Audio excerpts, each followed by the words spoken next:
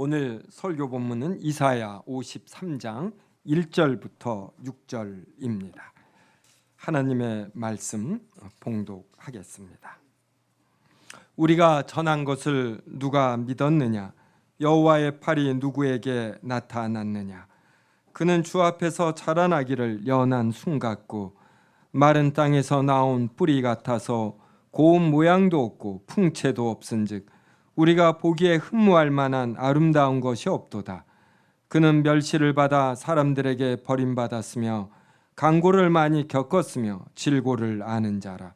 마치 사람들이 그에게서 얼굴을 가리는 것 같이 멸시를 당하였고 우리도 그를 귀히 여기지 아니하였도다.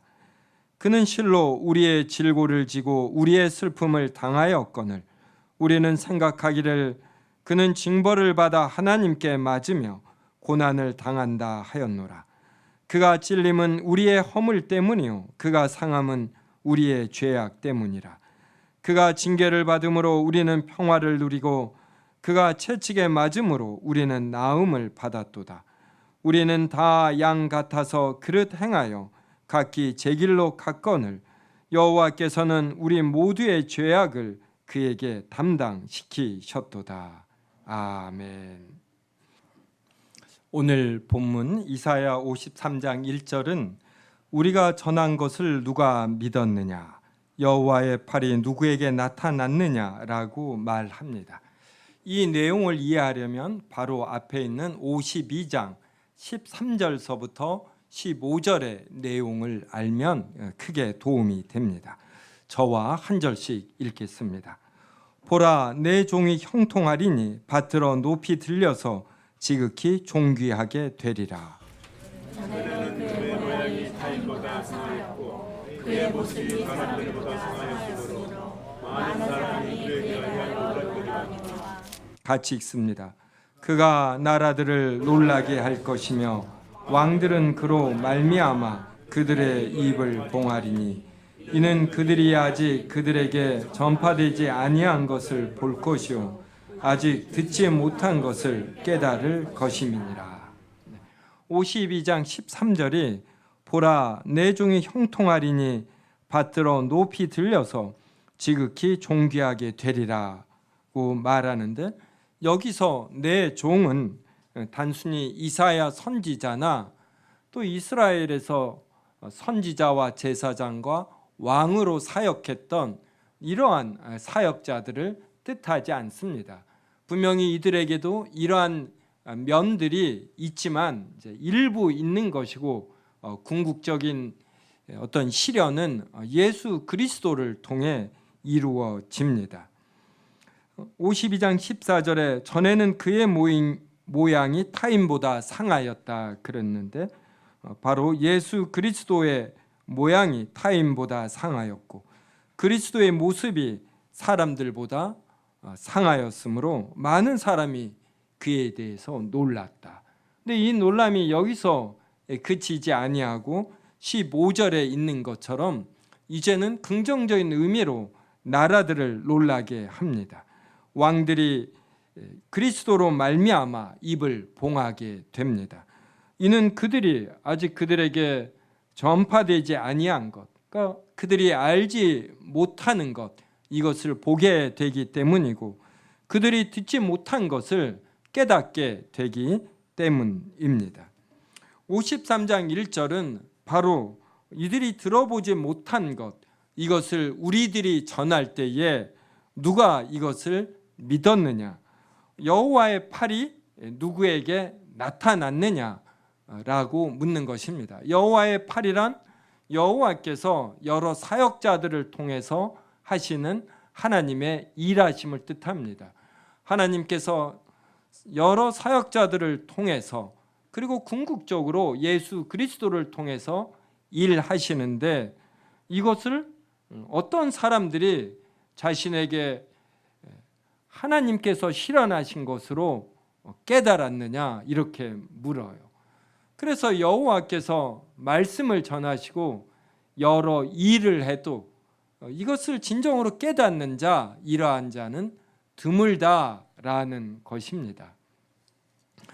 성도 여러분, 인생을 사실수록 사람들과 깊이 소통하는 것이 얼마나 힘든가 이러한 것 깨닫지 않습니까? 자신과 생각이 다른 사람을 설득할 수 있다. 어때 이렇게 여기시는지요? 저는 갈수록 사람들과 나의 생각이 기본적인 부족함으로 인해서 다르다라는 것, 이것을 참 깨닫습니다. 예전에는 이러한 것이 좁혀지는 줄 알았어요. 그런데 사람의 이러한 인식 작용과 능력에는 한계가 있어서 이런 게 잡혀지지 않습니다. 제가 예전에 한 15년 전쯤에 어떤 성도를 이렇게 대화를 했는데 이제 여자분이었어요. 그분은 남편이 이렇게 녹차 한 잔 마시자 이 말이 제일 무섭다라는 것입니다. 왜 그러냐고 했더니 이 말은 녹차를 마시며 대화하자라는 것이. 근데 대화하는데 큰 줄기가 아니라 세세한 데서까지 이렇게 일치 보기를 원하는 것입니다. 저는 젊어서는 이러한 것이 되는 줄 알았어요. 그런데 내가 알고 있는 것이 이렇게 틀리다라는 것, 내 세계에 내가 갇혀 있다라는 것을 알게 되면서 다른 사람들과 세세한 면에서까지 일치를 보려고 하는 이러한 시도 자체를 그만두었습니다. 내 자신이 틀리는데 내가 알고 있다라는 것이 얼마나 옳은지 확신이 안 서는데, 이것을 깨닫는데 감히 누구를 설득하려고 하고 또 고치려고 하겠습니까? 설령 옳은 것을 말을 해도 사람들은 받아들이지 않아요. 하물며 이들이 전혀 생각지 못한, 들어보지 못한 이 세상의 진리를 하나님께서 사람들에게 전하여도 사람들은 이것을 받아들이지 않습니다. 이것은 구약시대 이사야가 살 때만이 아니라 지금 이 시대에도 이러한 것입니다. 그래서 우리가 알고 있는 이 복음을 사람들에게 전할 때 사람들이 거부하는 것, 이것을 인해서 우리를 날카롭게 대하는 것, 이러한 것 등을 너무 놀라워하시면 안 됩니다. 제가 지난주 KBS 신우회에 가서 말씀을 전했습니다. 신우회도 다른 모든 기독교의 현상처럼 점점 약해집니다. 참여하는 숫자가 줄어요. 잘 나오시던 분이 나오지 않아서 왜 안 나오냐고 여쭈어 보았더니 신입사원에 해당이 되기 때문에 같은 부서 상사가 식사하러 가자라고 하든지 무엇을 할 때 이것을 거부하고 신우회 예배 점심시간인 12시에 나오는 것이 쉽지 않다라는 것입니다. 이것을 거부할 때 이렇게 저렇게 또 압력이 행사되는 것이죠. 이것처럼 참된 진리, 이것은 사람들에게 멸시받기 쉽고, 그래서 우리 기독교인들은 늘 소수인 것입니다. 이러한 소수로서 하나님의 진리를 갖고 늘 이러한 전투하는 이러한 성격이 있는 것이에요. 그래서 지상에 있는 모든 교회는 늘 전투하는 교회이고, 그 승리는 예수 그리스도의 재림 때에만 이루어집니다. 요한복음 12장 37절부터 38절을 저와 한 절씩 읽겠습니다. 주보에도 나와 있습니다. 이렇게 많은 표적을 그들 앞에서 행하셨으나 그를 믿지 아니하니 이는 선지자 이사야의 말씀을 인용하시니라. 이들의 주여 우리에게서 들은 바를 누가 믿었으며 주의 주말을 우리에게 나타나리라 하였도다. 예수님께서 많은 표적을 이스라엘 백성 앞에서 행하셨습니다. 근데 이스라엘 백성이 믿지 아니했어요. 이러한 현상에 대해서 요한은 오늘 이사야 53장 1절을 인용해 말을 합니다. 선지자 이사야의 말씀을 이루려 하심이라. 주여 우리에게서 들은 바를 누가 믿었으며 주의 팔이 누구에게 나타났나이까. 들은 바를 믿지 않는다라는 것이에요. 예수님께서 이적을 일으키셔도 사람들이 믿지 않습니다. 그래서 사람들은 객관적인 존재가 아니에요. 현상이 여러 번 나타나면은 여기에 설득된다. 이런 면은 있지만 이 비율이 그렇게 높지 않습니다. 사람들이 이단에 빠진 자가 왜 계속해서 빠지냐면 예수 그리스도가 어느 때에 온다. 그래서 이단에 빠진 사람들이 예수님의 재림을 기다렸습니다. 이것을 방송국에서 기자들이 전부 다 와서 취재를 해요. 예수님이 안 오셨어요. 그때 이단에 빠진 사람들이 어떻게 행동할 것 같습니까? 내가 이 종파에 빠진 것이 잘못되었구나. 그러면서 이 종파에서 빠져나와 정상적인 교회에 가입할 신앙생활을 하는 사람은 소수예요. 소수. 대다수는 우리가 정성이 부족해서 이렇게 생각을 합니다. 또 일부는 예수님이 다시 한번 기회를 주어서 다른 사람들이 구원을 받도록 오시는 걸 늦추었다 이렇게 생각을 해요. 그래서 사람은 합리적인 존재가 아니라 합리화하는 존재입니다. 그래서 자신이 가진 이념과 가치가 있으면 이것에 근거해서 현상을 보는 거예요. 그래서 현상을 해석하는 것이지 현상을 객관적으로 보고 이거에 따라 자신의 이념과 가치를 바꾸는 사람은 많지가 않는 것입니다. 그래서 예수님이 이적을 일으켜도 사람들이 믿지를 않는 것이에요. 그러면 우리는 어떻게 믿느냐? 하나님의 은혜가 임한 것입니다. 우리도 다 아둔한 자들이었어요. 하나님께서 좌우의 날선 어떤 것보다도 예리한 말씀을 성령님에 의해서 효력이 발휘하게 하시어 우리의 돌같은 마음을 부드럽게 하심으로 우리가 복음을 받아들이는 것이고 예수님을 믿는 것입니다. 그래서 우리는 이러한 구절과 이러한 현상들을 보면서 오히려 감사해야지 되고 내가 이러한 복음의 진리를 아는 것 이것을 크게 감사하게 여겨야 합니다. 또 로마서 10장 16절도 보십시오. 제가 읽겠습니다. 그러나 그들이 다 복음을 순종하지 아니하였도다. 이사야가 이르되 주여 우리가 전한 것을 누가 믿었나이까 하였으니. 사도 바울도 이사야 53장 1절을 인용해서 복음을 선포한다고 해서 이것을 받아들이는 자는 소수이다. 이런 소수만 하나님의 복음을 받아들이는 것 이것을 너무 이상하게 여기지 말라 이렇게 말합니다.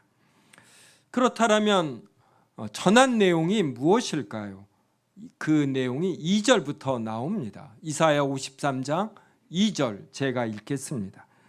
그는 주 앞에서 자라나기를 연한 순 같고 마른 땅에서 나온 뿌리 같아서 고운 모양도 없고 풍채도 없은즉 우리가 보기에 흠모할 만한 아름다운 것이 없도다. 그러니까 하나님의 종들에게 이제 이러한 면이 있어요.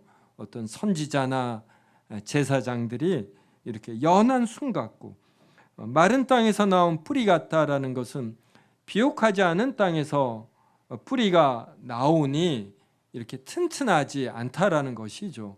아주 튼튼하고 보기에 좋은 나무 같지 않다. 그래서 고운 모양도 없고 풍채도 없습니다. 그래서 우리가 보기에 흠모할 만한 아름다운 것이 없어요. 그런데 이러한 것의 궁극적 실현은 예수 그리스도를 통해서 이루어집니다. 예수 그리스도는 보통 사람들보다 못한 환경에서 태어나셨습니다. 마구간에서 태어나셨죠.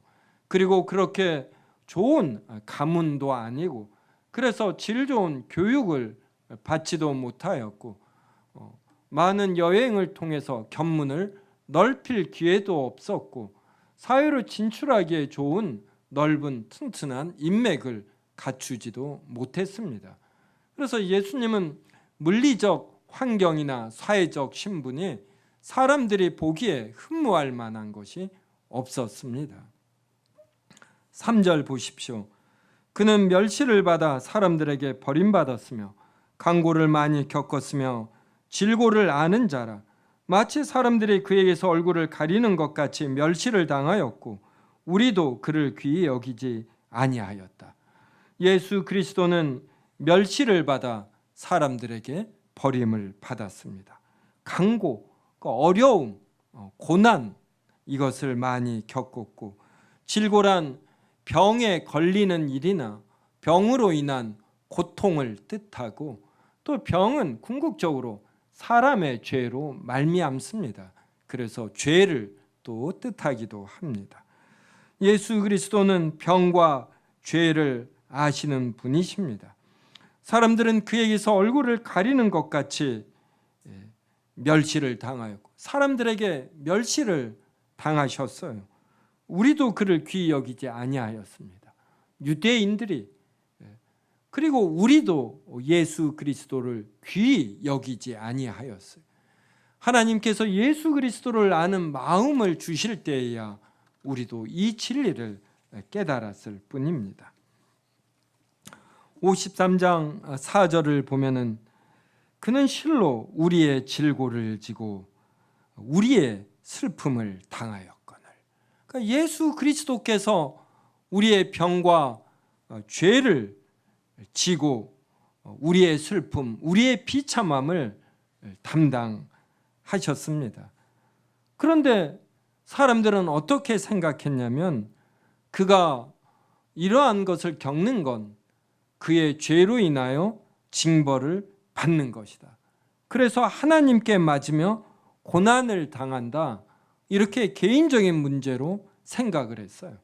실제로 예수 그리스도께서 십자가에 못 박혀 죽으실 때에 사람들은 예수님을 조롱하였고 그가 하나님의 아들이라면 자신을 구원할지어다. 이런 다양한 형태로 침을 뱉고 조롱하고 머리를 흔들고 비웃었습니다. 53장 5절 보십시오. 그가 찔림은 우리의 허물 때문이요 그가 상함은 우리의 죄악 때문이라. 그가 징계를 받음으로 우리는 평화를 누리고 그가 채찍에 맞음으로 우리는 나음을 받았도다. 이런 내용이 구약 성경에 있는 것이에요. 이 내용이 쓰여진 어떤 서기전 600년, 700년 전에 쓰여졌는데 그로부터 600년, 700년이 지나 실현이 되었습니다. 그래서 구약시대 백성도 참으로 하나님의 말씀을 깨닫는 자는 이러한 이사야에 나오는 곳곳의 구절을 통해, 특히 이사야 53장을 통해 바로 예수 그리스도를 아는 것이에요. 시편 등의 구절들을 통해 하나님의 영원한 아들이 우리의 종이 되어 우리 대신에 죄를 짊어지고 죽으실 것을 아는 것입니다. 그래서 그리스도를 기다리는 것이죠. 예수 그리스도가 십자가에서 창에 찔리지 않았습니까? 그런데 이것이 우리의 허물 때문이에요. 그가 여러모로 상함을 당했습니다. 우리의 죄악 때문이에요. 이 세상에 공짜는 없습니다. 우리가 지금 이렇게 점점 시원해져가는 가을을 맞이하는 것, 이게 누구로 인한 것입니까? 우리는 이것을 자연현상이다 그래요. 너무나 당연하게 받아들입니다. 몇 천년 전서부터 존재했던 사회의 작동 법칙이라 그냥 당연히 받아들입니다. 동물들도 생존 유지하려는 이러한 본성이 굉장히 뛰어난데 식물들도 그래요. 식물들 흙이 있는 조그만 틈에 있으면 이렇게 자라납니다. 제가 교회 앞에 있는 우리 화단, 이 나무들이 얼마나 쑥쑥 자라는지 몰라요. 그래서 제가 가지치기를 계속 해줍니다. 비료도 주지 않는데, 화단에는 물도 안 줍니다. 화분은 제가 물을 주지만 어떻게 이렇게 자라는가? 햇빛이에요, 햇빛. 하나님께서 지금도 태양을 통해서 우리에게 공급해 주시는 것이 얼마나 많은지 모르죠. 우리는 이러한 것들을 너무 당연하게 여기는 것입니다. 근데 오늘 또 태양이 뜨고 가을이 되며 아침 저녁으로 시원한 바람이 부는 것, 이거에 대해서 지금 5절이 말을 해요. 그가 찔렸기 때문이다. 그가 상했기 때문이다. 그가 징계를 받았기 때문이다. 그래서 우리가 평화를 누리는 것입니다. 이러한 자연 현상의 평화를 누리는 것이고 사회 질서의 평화를 누리는 것이에요. 요사이 신림동인가 산책을 하다가 어떤 강도 같은 자에게 폭행을 당하고 죽기까지 합니다. 성도 여러분, 우리 국민들 중에 이렇게 느닷없이 돌발 행위를 하는 난폭한 자의 비율이 1%가 된다면 어떻게 되겠습니까? 바깥 출입을 못하는 것이에요. 제가 영국에 1991년인가 2년에 유학을 갔는데 이제 벌써 30년이 지났죠. 런던에서 택시를 탔는데 운전석이 아주 철통같이 이렇게 보호가 되어 있어요. 강도들이 많으니까 우리도 요사이 운전자에 대한 폭행이 종종 발생하며 운전자를 보호하는 장치가 점점 엄해지고 있습니다. 이런 난폭한 자의 비율이 1%를 넘지 않는 것, 이게 바로 그리스도께서 징계를 받으셨기 때문에 그 효력으로 이러한 사회의 기본적인 안정이 있는 것입니다. 그가 채찍에 맞음으로 우리는 나음을 받습니다. 이것이 바로 진리입니다. 이 땅의 모든 사람들이 반드시 알아야 할 것이 이것입니다.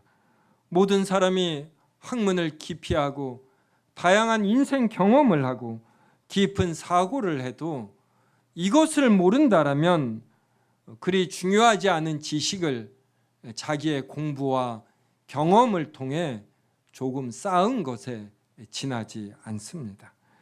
이것을 알지 못하고 진정한 평화를 누릴 자가 없고 죽음과 병과 늙음에서 나음을 받을 자가 없습니다.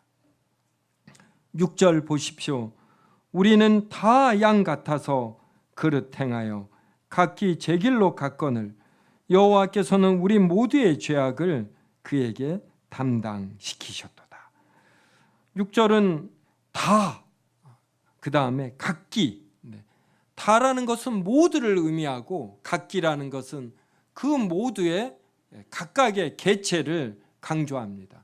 다와 각기라는 표현을 통해서 모든 사람은 양 같다라는 것, 그래서 모두 자신의 세계에 갇혀 자신의 생각대로 사는 어리석은 자이다, 이것을 강조하고 있습니다. 시편 14편 1절부터 3절을 저와 한 절씩 읽겠습니다. 어리석은 자는 그의 마음에 이르기를 하나님이 없다 하는도다. 그들은 부패하고 그 행실이 가증하니 선을 행하는 자가 없도다.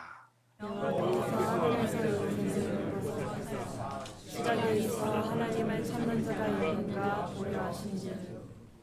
같이 읽겠습니다. 다 치우쳐 함께 더러운 자가 되고 선을 행하는 자가 없으니 하나도 없도다. 어리석은 자는 그의 마음에 하나님이 없다 합니다. 왜냐하면 하나님이 보이시지 아니하거든요. 어떤 영적인 눈으로 볼 때 하나님의 존재와 일하심이 보이지 않습니까? 어리석은 자는 이렇게 가을이 오는 것도 이 지구가 태양을 공전하기 때문이다, 이렇게 생각을 해요. 그러면서 나는 과학을 안다, 이렇게 생각을 하는 것입니다. 여러분, 왜 지구가 태양을 공전할까요? 태양과 지구가 존재하려면 공간이 있어야지 되고 또 시간이 있어야 되지 않습니까? 이 공간과 시간을 만드신 분은 누구시고, 공존의 법칙을 만드시고 이것이 계속 진행되게 하시는 분은 누구이신 거예요?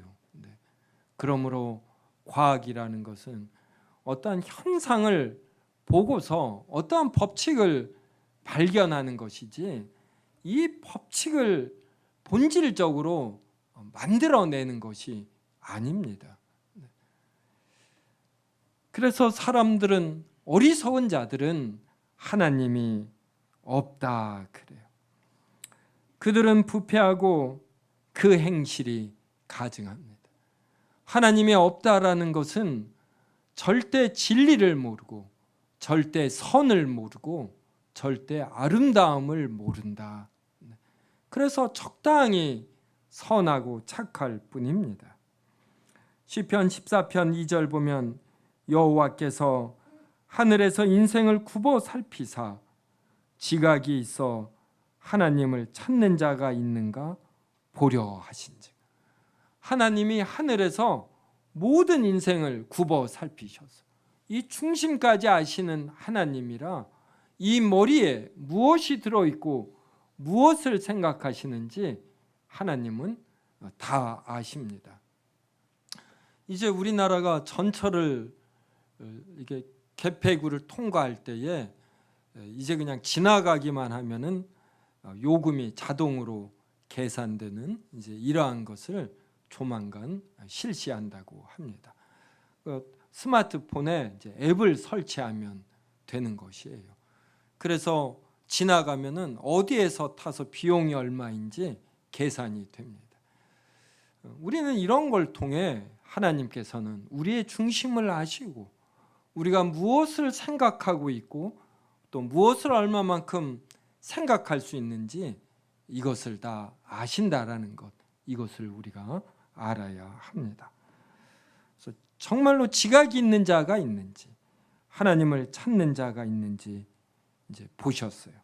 그랬더니 시편 14편 3절이 이렇게 말합니다. 다 치우쳐 함께 더러운 자가 되고 선을 행하는 자가 없으니 하나도 없도다. 조금 선이 있겠죠. 그리고 이 선마저도 하나님께서 주시는 것입니다. 3개월 전에 이제 저희 집에 고양이 새끼가 왔어요. 이제 3개월 동안 꽤 컸습니다. 이제 자연스럽게 관찰을 하게 됩니다. 제가 마루에서 책을 보거나 TV를 보고 있으면 이 고양이가 다가옵니다. 자기도 심심했는지 와서 이렇게 막 장난을 쳐요. 저를 이렇게 건듭니다.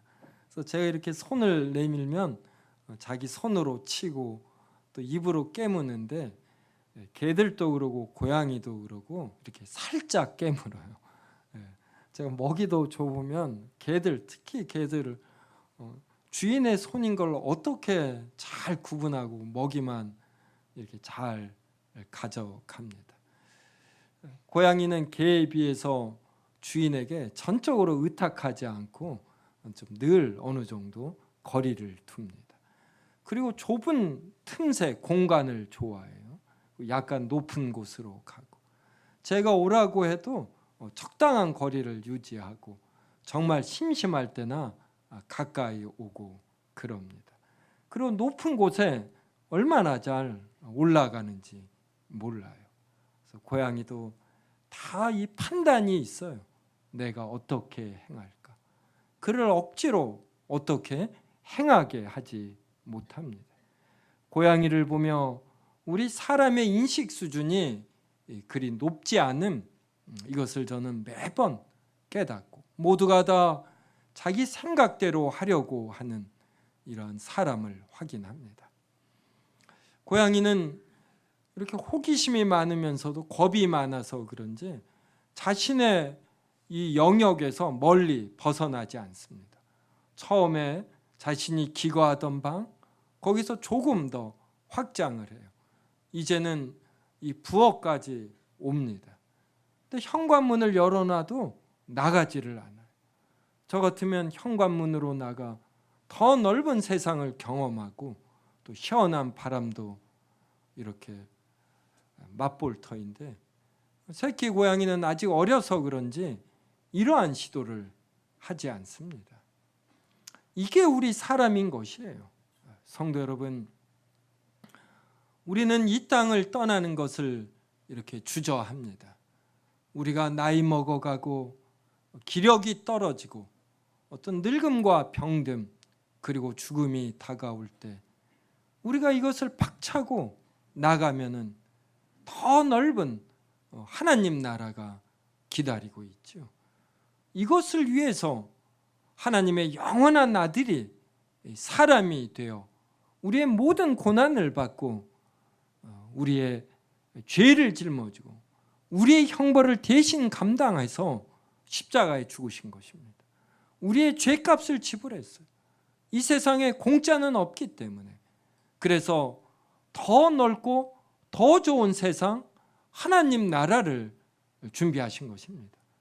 그래서 우리는 죽으면은 절대로 끝이 아니고 더 나쁜 세상으로 떨어지는 것이 아니고 개똥밭에 굴러도 이 생이 좋다라는 이러한 속담은 전적으로 틀린 것입니다. 새끼 고양이가 문을 박차고 나가면 정말 이 자연이 기다리고 있어. 고양이는 습성이 이 발톱을 이렇게 긁어야지 됩니다.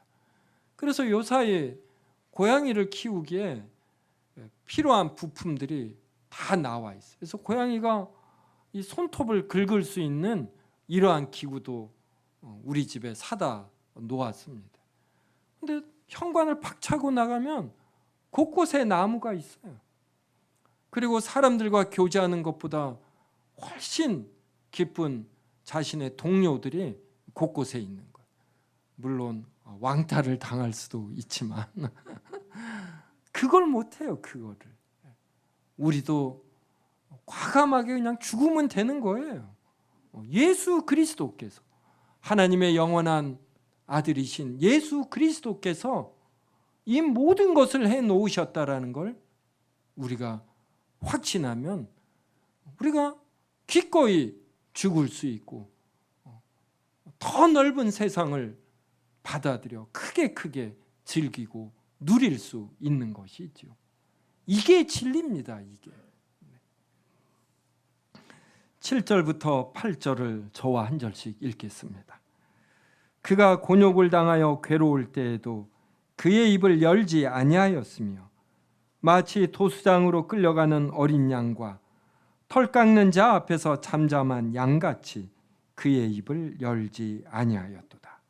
그는 누구냐와 신문을 당하고 끌려갔으나 그 세대 중에 누가 생각하기를 그가 살아있는 자들을 땅에서 끊어짐은 마땅히 형벌 받을 내 백성의 허물 때문이라 하였으리요.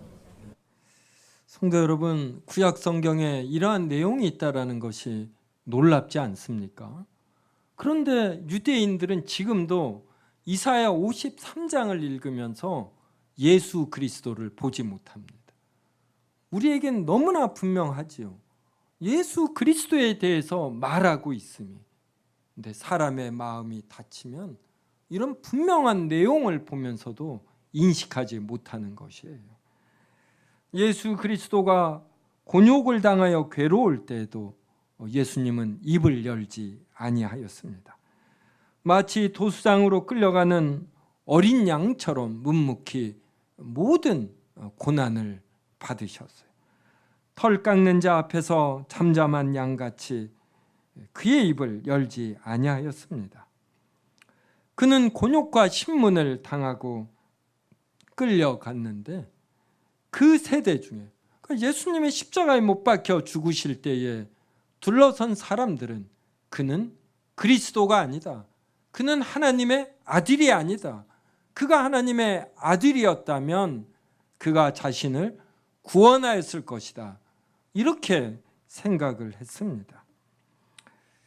그 세대 중에 누가 생각하기를 그가 살아있는 자들의 땅에서 끊어지면 마땅히 형벌받을 내 백성의 허물 때문이라 하였으리요. 하나님의 영원한 아들은 우리의 형벌을 대신 받기 위해서 사람이 되신 것이에요. 하나님께서 처음 이 세상을 창조하실 때 창조하실 이유가 없는 것입니다. 우리 사람을 하나님의 형상을 지닌 자로, 지정의를 가진 자로 창조하실 이유가 없는 것이에요.